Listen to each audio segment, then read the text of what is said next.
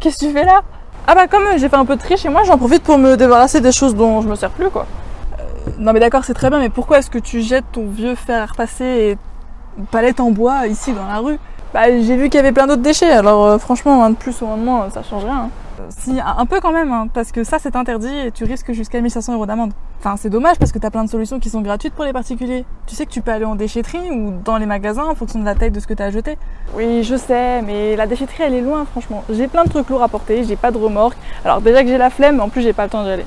Et t'as pensé au service des encombrants? Qu'est-ce que c'est? Bon, bah je vais encore t'apprendre un autre truc. Il suffit que tu contactes ta mairie pour connaître le jour de passage des encombrants près de chez toi. C'est gratuit.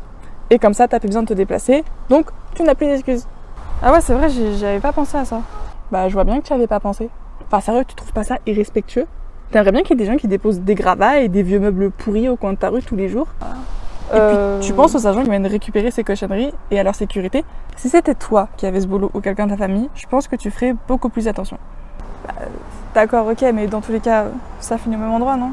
Bah non, justement, c'est trié par des personnes qui sont formées et ensuite c'est envoyé dans différentes entreprises pour être recyclé. En fonction du matériau, ça peut être hyper dangereux. Ça peut mettre le feu, ça peut blesser des gens et je te parle même pas de la pollution. Alors, la prochaine fois que tu feras du rangement, essaye d'y penser. Et si jamais t'as un doute, tu peux appeler les conseillers du tri du SMIDEV. Ils t'aideront à trouver des solutions.